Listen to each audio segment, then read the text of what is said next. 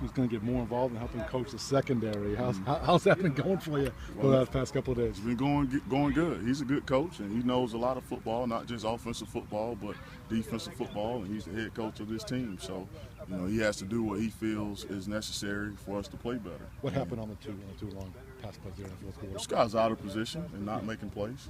Yep. You got to be where you're supposed to be. You got to play with the proper techniques, and just be in position to make the plays, play the game the way it's supposed to be played.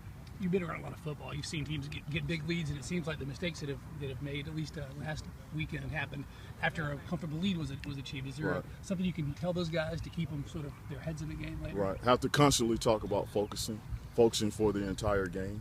You can't focus when the ball is kicked off in the first quarter when everyone is excited, but that focus has to last throughout the second, third, and fourth quarters, until even if the game goes into overtime.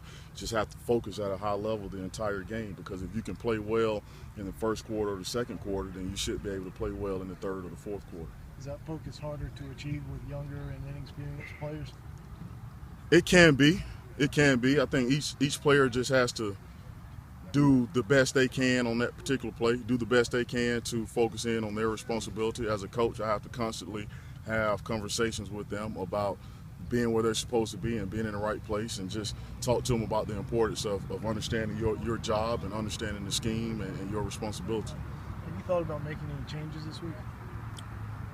Definitely want to have the best players on the field at the same time, and those are the guys that are playing the best at that particular time, the guys that practice well during that particular week. So it's always my goal to play the best players.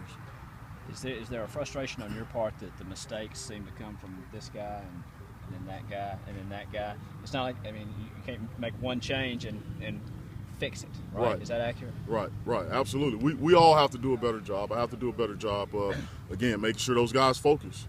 I can't say it any more clear that if you can make plays in the second quarter, you can make plays in the third quarter. Right. If you can execute a certain assignment properly in the first half, you can execute it in the second half. So that's just about focus, and we have to take the approach to practice. We kind of break practice up where we do special teams in the middle. So I have to tell the guys, hey, we just completed the first half of practice. So now let's refocus and let's go out in the second half like it's the second half of the game, and refocus yourself and go out and execute your assignment. This is really the first time you've had to focus on two different quarterbacks and bring a lot of different things to the table. How much more challenging does that make game week preparation? Not much more challenging. Our responsibilities normally stay the same. Don't give up long passes. And if the ball, the run game breaks down, we have to make tackles so they don't give up long runs. So from a quarterback standpoint, there are definitely certain things that you expect to see more from certain quarterbacks, but our responsibilities typically don't change in the secondary. What do you see on film, the differences between Whitlow and Smith? They're both good quarterbacks. I know Smith, 11, is the starter, but Whitlow came in the game last year and gave us a lot of trouble and put us in a situation where we had to scratch, go and fight to get that W. So I think both of them are really good quarterbacks. Both of them can run, So again, from the secondary standpoint, we really have our own issues. It's not much about which quarterback we're facing, more so about our ability to do our job at a high level throughout the game, every quarter, every time you get a chance to take the field. Is communication an issue? Communication can be an issue at times.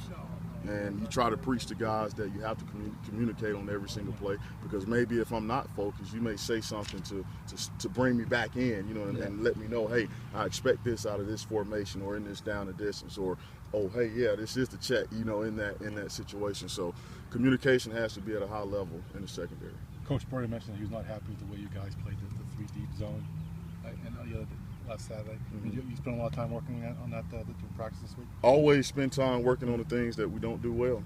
He was not happy. I was not happy as well. We gave up two long passes, probably equal about 200 yards of passing right there. So not only was he unhappy, I was unhappy.